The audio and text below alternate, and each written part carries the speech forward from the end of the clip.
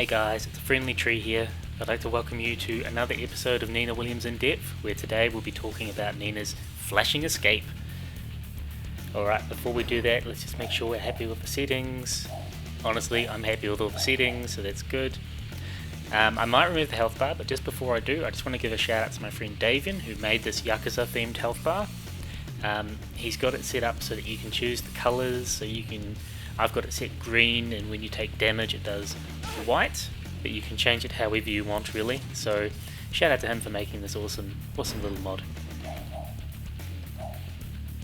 I will remove the health bar, because we don't need it. Okay, now flashing escape. Here we go. Why is it called flashing escape? Well, honestly, I think it's called flashing escape because they watched me and how I use it, and the fact that I use it in high risk situations, but get big comebacks because of it. So I escaped the jaws of death with this flashing escape, with this incredible move. Now honestly, I don't know why they call it flashing escape, and most people in the community don't call it flashing escape, they just call it while standing 4-3. Which in the process I'll mention, in the move list it's written as while rising 4-3 here, but in the community we refer WR to be while running. So we changed it for the notation so that a while rising move is WS while standing. Anyway, the move looks like this. So 2 hits, 2 kicks, one quite a linear looking upward kick, kind of generic, the second one being sort of a big flippy over the top kick. Almost looks like the second hit of Versailles. Not really, never mind. Maybe like yeah, there we go, geyser cannon. So let's say it's sort of like a geyser cannon, but it doesn't launch. Well, not here.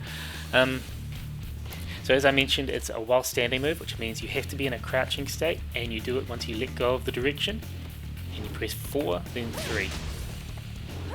There are a few different ways we can be in the crouching state. The easiest is to be holding down forward, or down back, and then letting go completely. But you can also do it from a quarter circle forward, and then neutral 4, or even a quarter circle back.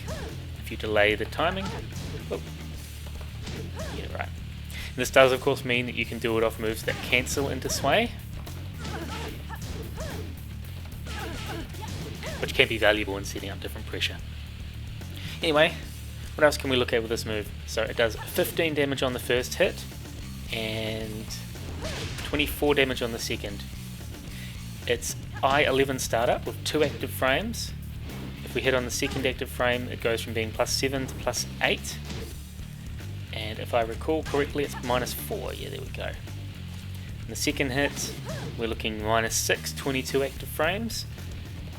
Knockdown on normal hit. +15 as you can see. And that does give a guaranteed follow-up, but we'll talk about that a bit later.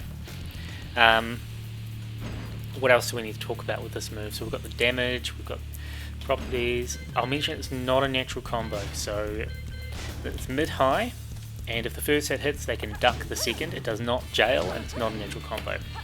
It's a natural counter combo though, so it'll knock down on counter hits. But there's no visual tell beyond seeing the opponent do it, and you cannot delay the string. The second hit is a counter hit launcher, and you can continue for a very high damage combo depending on what you want to do. The second hit is also a tailspin, so you can do different combos depending on what you want to do using that as a tailspin. And I should mention with the crouch state as well, you can do it because it's like a while standing 1, it's just while standing 4. You can do it using the up forward method or quarter circle forward neutral method, so you can do an instant while standing 4 with this kind of method, which can be very good for approach and very good for, I guess, just a neutral tool for Nina. It's a bit underrated as a neutral tool, I think. Range. So it doesn't have the best range. So if we're looking about range 2.05, I think it's 2.05, so here we go here. Oh yikes, less than 2.05. Range 2. Range 2 is about where you want to use this move, and nowhere further. The second hit has much greater range. We're looking about range 2.8. Let's see if it works from here though. Yeah, range 2.8 I believe. Come on. Yeah, Range 2.8, but of course it is a high, so it's a bit telegraphed if you're using it at that range. You wouldn't generally use it at that range, or even close to that range. What about tracking? If we go sidestep left, we'll start with guard all. So we'll start at the low negative. So if we go, that's -6, isn't it? They can sidestep left here. They can't sidestep left here. If we then go, here, they can sidestep left. They can sidestep left. Down 2, they can sidestep left. Then if we go, they can't sidestep left. They can't sidestep left. We go to guard. Guard all. We'll go for -6. That's right. Yep, sidestep right. You can sidestep right. You can sidestep right. You can sidestep right. You can sidestep right. They can't sidestep right. You can't sidestep right. You can't sidestep right. So I think you get the point. We're not going to go through all of this because it's going to take forever. But we go here and they can sidewalk left as you saw before. They can't at these frames. They can at these frames. So generally what the opponent is going to do is they're going to sidewalk left if they anticipate this coming.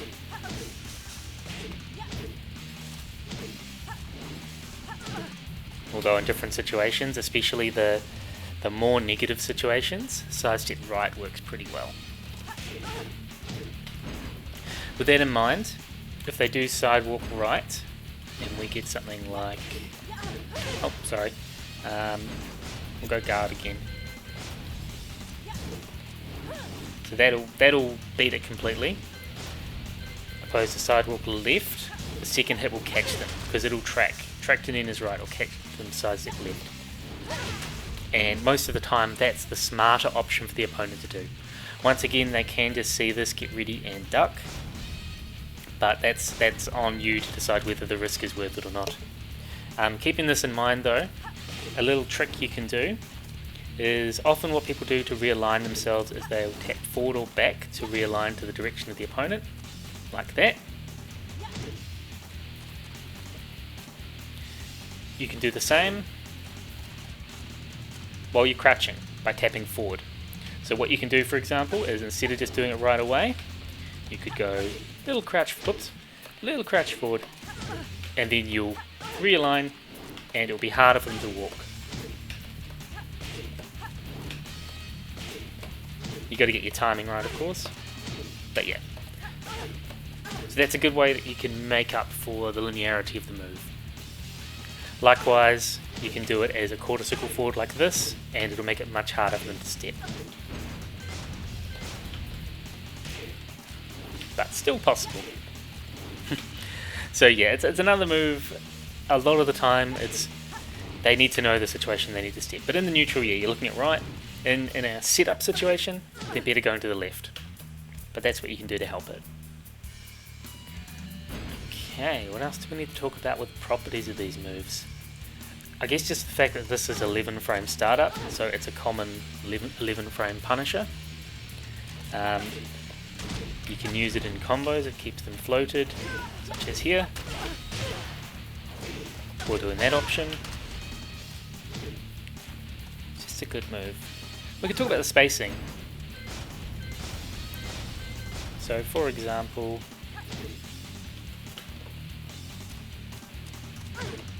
on hit it's going to make a jab whiff, but a further reaching move of course. But you can use it to bait a backdash and stuff. Anyway, I think that's going too much into the application, so how about we actually go into the application now. Alright, how do we use flashing escape while standing 4-3? Man, this could go on forever. I mean, the while standing 4 is a pretty generic while standing 4 in the scheme of things, but Nina has the option to, has the ability to access it from her quarter circle forward 2 for instant while standing tools, so I find that quite scary or quite strong as an approach tool. I guess the first thing I do need to mention though is punishment. So it's her go-to punisher for a lot of different lows in the game. Well, that one, I mean, you could while standing one, but how about this one?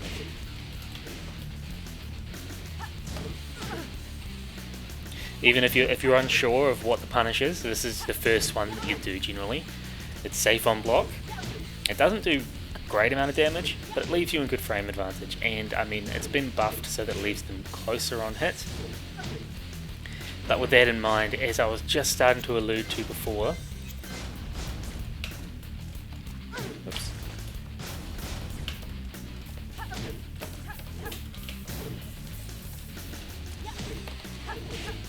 If they try and challenge, you can backdash, you can bait things with this.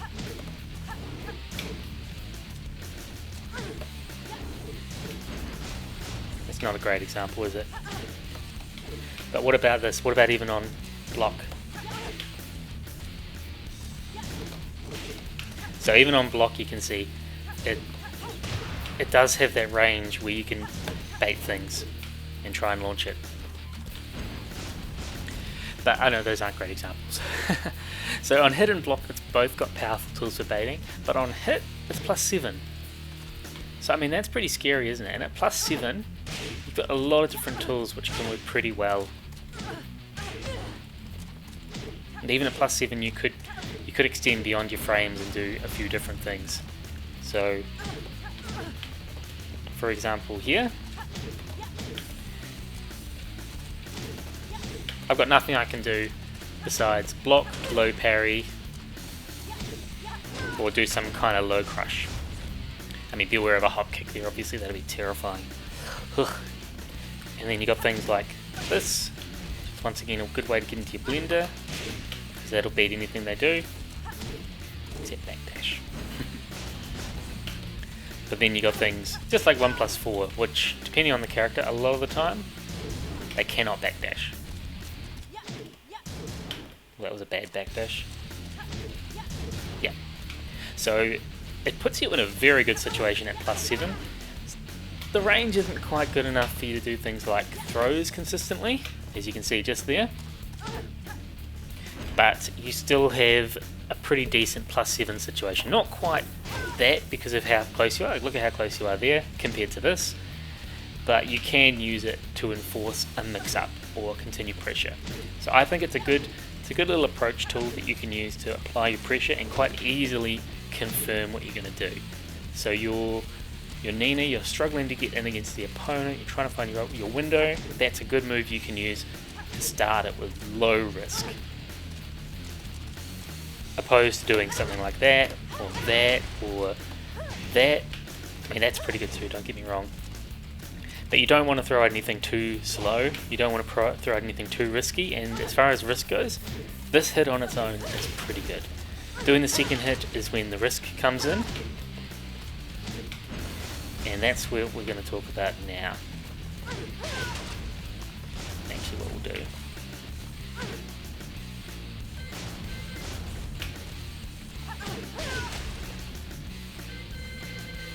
So let's say they do that and I try and challenge. I'm not going to get anything much, but it's my turn. I feel it's my turn because I blocked the first hit and I know it's negative. So if you have an opponent like that, they're like, oh, I'm +4 now, I'll do a move. And something like that seems pretty low risk, or even just that. If they try and take that turn right away, that's a bad example. So they can do those sort of options, but that's not much. If they try and do anything that doesn't high crush, they get counter hit launch for a huge chunk. Or if they try and move after it, they might see it blocked and just try and move in some way, even a step or something. They get knocked down. I think that's pretty good, but risky. And that comes to how I use this move. So I will often save it until I see how the opponent reacts to this situation on hit or block. Generally on block. I think the best position is when they block this move, because that's when they're more likely to challenge. So if I do this on approach and they block, and then I see them jab or something after, I think, alright, let's wait until a tense situation where they can't think too hard about what they're doing and they're going to try and default to their patterns, and that's when I throw that out. And I'll usually get a counter hit launch, and people will look at me like, whoa, why do you do that? Sometimes I do it too much though. Sometimes I do it just hoping it'll come back, and that's when I'm going for the flashing escape. So yeah, if I see someone, they block and they're like jab jab, then I think, okay, they're probably going to do that later. I think it's worth me trying to throw out the second hit to challenge their challenge later. What about on hit? So I mentioned before that on counter hit, this is an actual counter combo, and it gives 3 follow-ups. So we'll go guard all, wake up backward for now, but we'll put counter hit on just so it's a straight, so it connects. So forward forward 3 is guaranteed, forward forward 1+2 is guaranteed. You've got all those sort of guaranteed options. I'm pretty sure that's guaranteed too, yep. So you do a little micro dash, and it'll launch whatever they do unless they stay grounded. So when I say it's guaranteed, sorry, if they stay grounded, that won't hit, but the forward forward 3 and the forward forward 1+2 will. So generally the go-to would be forward forward 3 or forward forward 1+2, knowing they're both guaranteed. And if they do get up with the forward forward 1+2, of course, you get a wall bounce. And if they get up and try and do something offensive, you get a launch off that. If they just stand up, so this is going to seem quite similar to a lot of other Oki situations Nina has. They just stand up, if you time it right, you'll get them back turned, but you got to delay it a bit, there you go. So with that in mind, we've got the same scenario where we can use, I showed up forward 1 before, so up forward 1 will beat any offensive option getting up, and it will launch them if they just stand up or hold back. Likewise with guys cannon. So that's obvious for the get up attacks. If we go wake up backward, same deal. So this is dash into guys cannon, and then if you do it here, you should get them back turned again. Yep. So that's all unblockable. So if they do anything except stay grounded, they'll get launched by that. So that's a good option.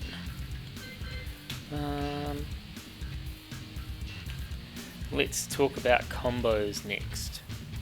So I don't use this move in combos much myself, but a common combo route might be something like that, which is a pretty easy damage, especially from, oh we're on counter, right, especially from moves where you recover crouching. It's a good little combo. There's not really any execution barrier except for the quarter circle forward 4-2-3 at the end, but good damage, good wall carry. 72 damage off that isn't bad, and if you're worried about dropping it, you could always do you could always drop it like that. You could always dash forward, just do down forward 3-2, forward 4-2-3, and then there's no execution barrier at all. I will remind you this is not optimal, and there are a lot of better combo routes you could do. For example, I even dropped it, but for example, you know, there are a lot of better options you could do, and you can drop them all. So it's a good option if you're doing a you know, if you're worried about dropping it, it's a good low execution option. The recovery on the second hit has been buffed, but it's still pretty hard to connect things after it. So you could do things like the jab combo. That's really hard to link after it. What I'm doing there is an instant while standing 4.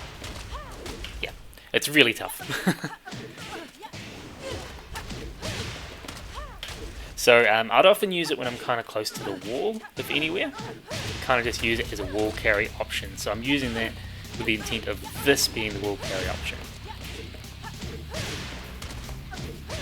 Yeah. But once again, you're going to get a low splat because of the recovery, so it depends on what you want to do there. But that's how I use it. While standing 4 also has its application on approach. So Doing things like that. It's pretty low risk, so if they did anything except wake up backward, at least it's going to beat the options that they do. Let's turn off counter hit.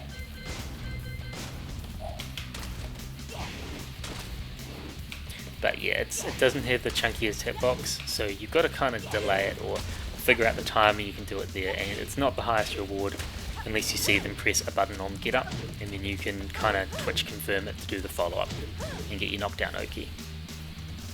Yeah, okay, so my main use for this move is as an approach tool, and as I was elaborating before, the frame advantage on that first hit, going between hit and block, if you can just practice getting familiar with if it's blocked, you backdash or do something evasive. If it's hit, I generally go for something after. So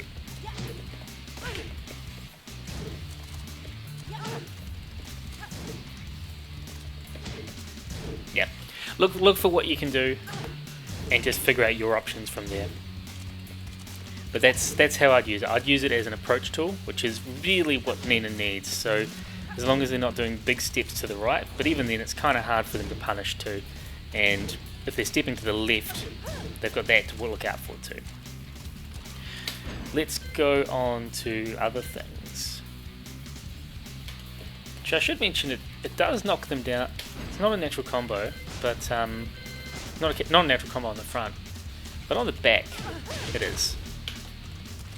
So if you get them back turned, you get that for free, which is nice, but kind of trumped by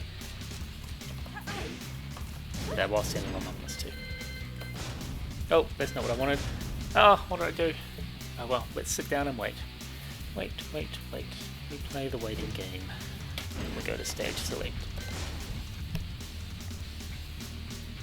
So the next thing to talk about is the wall. Hopefully this is where things will get a little bit more interesting for you. Because while standing 4 has some very interesting properties at the wall.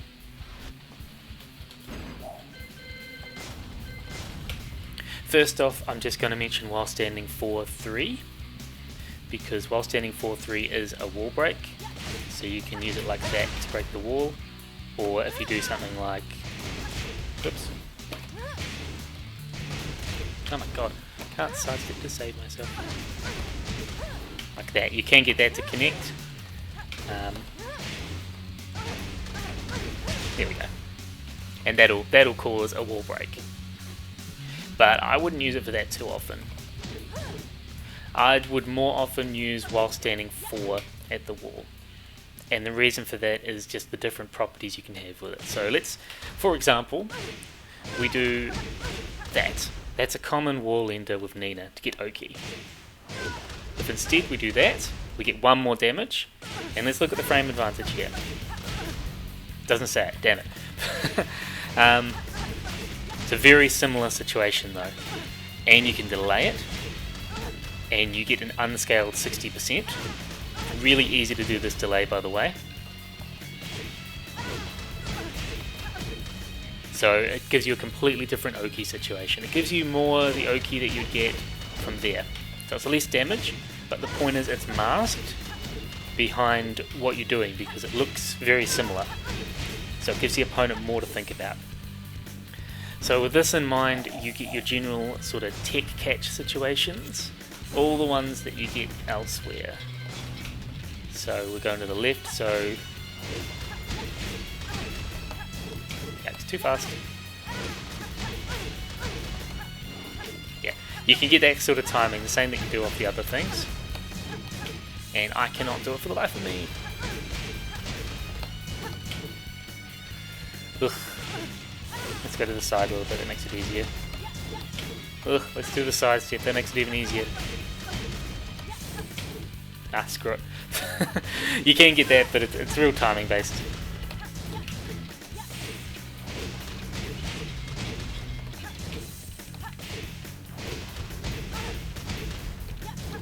I give up. The main purpose of this though is a tech catch for the back sway. Oh, yikes. Oh my god, I can't do 1+4. So we get the betrayer or the oh my god, I can't even get a back sway. The forward 1+2. Obviously that's if they don't tech roll though. But so you get that kind of situation, but you can also get the unique things that you may have seen in my other videos, such as that, or that timing's a bit funny, and I hope I can demonstrate it,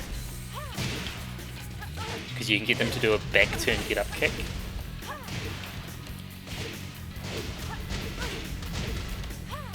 I can't do it today. Oh well, either way, you can see how the Oki's pretty strong there because you've got a lot of time. So there are lots of scary things you can do by using this as an ender. And then, yeah, if you see, if I do the delay so I get the unscaled, I still have time to do a side step 1 before they can do any kind of get up attack except for the recovery kick. Even then, no, there we go. It's because I didn't do the delay. Yeah. What happens if we sidestep the other way? No. Yeah. So that can be very valuable for pressure, and you can do different things. I love that you can do the 2 different timings. There we go. Yeah. So you got some fun things you can do off that, which I think's very good. Good for keeping the opponent thinking, because they can't just recognize the move, they have to look at the timing too.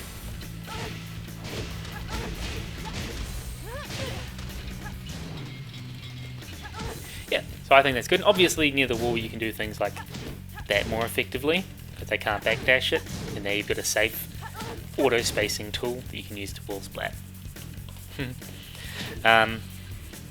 Okay, what else can we talk about?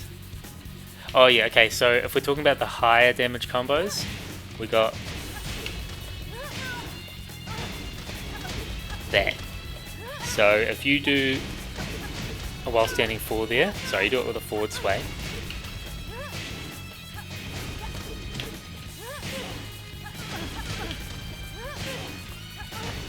Oh my god, why can't I do this?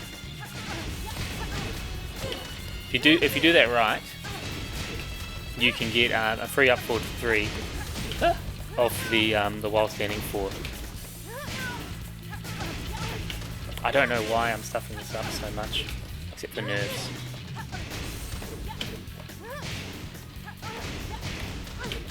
I get it, and then I do the wrong thing. Well, God, why? Why is this so hard? I was doing it in a match like not long ago. Not today. Me playing Tekken, it's like a week.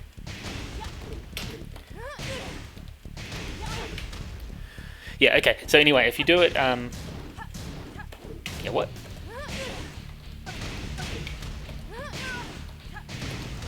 I don't know why I can't do it in a combo all of a sudden. Well,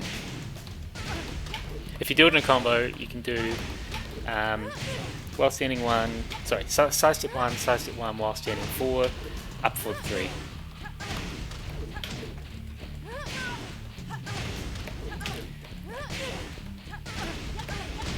There we go. That took me way too long, guys. But you can see, compared to doing something like it's a fair bit more damage. So it's a good chunk, and that's because of the while standing 4, allowing that up forward 3 afterwards. But it has to be off axis.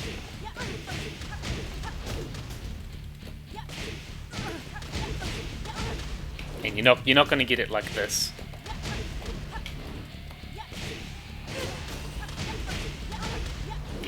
Ever. So it's off a side step 1 into while standing 4. But it's valuable to know. Okay, next thing we need to talk about is the axis stuff. So if you're off axis like that, this becomes a launcher. But it's really inconsistent, in my opinion. he says, as he does it twice while he stuffs up the other combo. So if you're on your side like this, you can get that pickup. And then you can do the awesome ender that I can't do apparently. Why can't I slice it again? Ugh, I don't know. Rusty tree. So what can we do to set that up? And I mean, obviously there are a lot of different things we can do, but it's kind of like what I talked about in the back 3 video, isn't it? But you need that counter hit. So I don't have any solid application for this beyond just trying to bait it like that, but it's not. I don't have any strong tools here, because regardless, unless you get a counter hit or get them back turned, then you're in trouble. I do need to point out as well with this move that even on counter on the side, you don't get it guaranteed. In fact, it doesn't even get its normal counter hit properties. So if you think you've got them on the side and you think, sweet, guaranteed, you may not have them enough off axis, and they may be able to turn around and block it. I love when I demonstrate and I can't get it to be quite as I want. Isn't it great? So on that side it's definitely demonstrating it. But that side it seems to be giving me the counter properties. Ah, ugh. Yeah. I mean, that's obviously the side you want, so I guess that's okay. More consistent on this side. But yeah, you got to be careful with your axis, because I mean then, yeah, it was a counter hit, but she's blocking it because it's not getting the counter hit properties, because I'm a little bit off axis. Which is a real shame. It's a real shame. And do you want to know why that's a real shame? This is the last little bit of tech I'm going to talk about with this move, and I think this is cool, but a real shame. So this move is always going to have risk, obviously, and that's why this makes me sad. If we do this on the bears, that's much more consistent.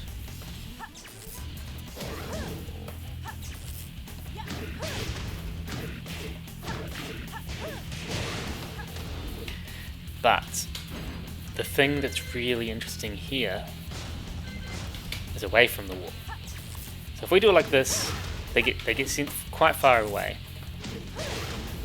So there's nothing you can really, well, you can't get anything special there, unless you talk about things like Blonde Bomb should work there. Yeah. But if I key charge, sidestep to the left, now I've got a launcher. Now I've got an 11 frame while standing counter hit launcher on the bears.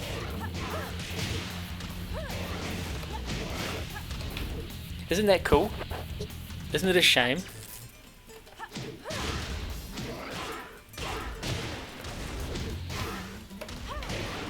And then if you do the right combos,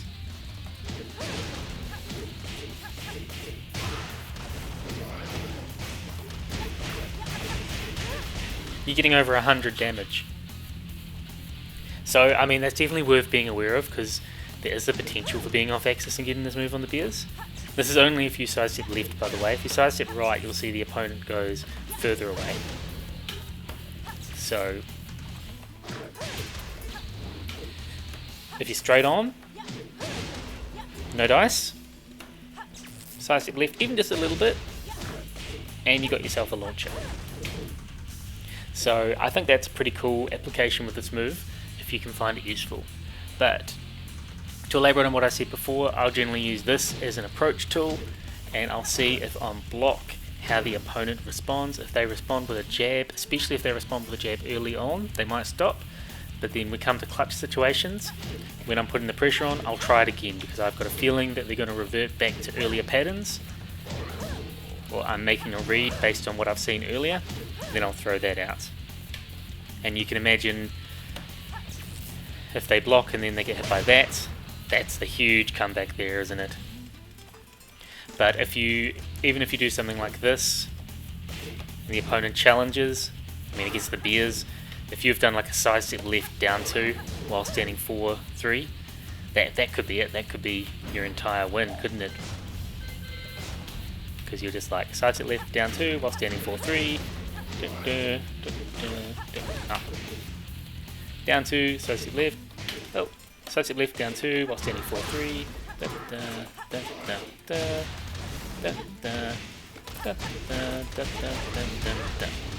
at that. Isn't that crazy? Like, that's an easy comeback. Easy comeback. But obviously they can duck and they can launch you for it. So be aware of that. I feel like I could go on forever about this move, but I'm probably still going around in circles somehow. So I think we'll leave this here and we'll go on to the summary.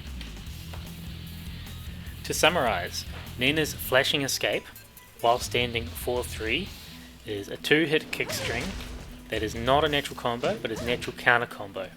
It is mid then high and does not jail, meaning even if being hit by the first, they can duck the second and launch you for it. -4 on hit for the first move and -6 on hit for the second move. The second hit can also knock down on normal hit or if part of the natural counter combo, or will counter hit launch if only the second hit is counter hit. The range isn't very great, especially on the first move, and I wouldn't use it past about range 2. The second hit has much greater range, however it's a high and it's still quite telegraphed, so I would be very careful with it. The first hit is quite weak to sidestep right in the neutral, however in situations of low frame advantage or low minus or even neutral, it will catch sidestep right, but it's weak to sidestep left. You can use the down forward method to realign yourself to help do this a bit better. I find this a very good approach tool, and the spacing on both hit and block. Spacing on hit could still be a bit better even after the buffs, but I still think it's a very good tool, and you can still use it and do things like an ivory cutter, or a down 3, or even extend out of your frames a little bit if you think the opponent's not going to challenge. With that in mind, the flashing escape using the second hit, I'll often get a read or get an idea on the opponent if they're going to challenge the while standing 4 on block, or even on hit, just to see what they're going to do, and I'll try and use that information later on to throw out the second hit to try and counter hit them. You can't confirm the counter hit, unfortunately. If you're slightly off axis, this can work as a launcher near the wall, picking up with down 4-1. Sorry, I said if you've got the wall to your left side, you can do that, I should say, but it's quite inconsistent on a lot of characters. If you're mid-screen and you're slightly off axis, you can pick up from the second hit knockdown on the bears only, making it a full launcher of the second hit, regardless of normal hit or counter hit properties. There's a lot of ways that you can use this move, and as well as being a tailspin for combos, you can also use it to wall break, and then you can just use the while standing 4 itself to set up a lot of Oki situations, or to be used in Oki situations itself. So it's got a lot of versatility, and Nina's very fortunate to be able to go from it as an instant while standing, which I think makes it very strong as an approach tool for her. It's an area where people generally say she's lacking. So keep that in mind, and maybe it's worth using this move more in your gameplay than you think. Anyway, what do you think of Nina's while standing 4 and while standing 4-3, or her flashing escape? Yeah, I like it. I think the second move is much greater risk than it should be, or maybe it should be a bit faster and harder to duck, but I still get a fair bit of mileage with it, depending on my opponent. You just need to be willing to put in the risk there. But while standing 4 on its own is an incredible move, and I should be using it more. I think everybody should be using it more. Anyway, comment below how you use both of these moves, how you use this string and how you use while standing 4, and I'd love to hear. Thanks everyone, I'll catch you next time. You win. What's done is done.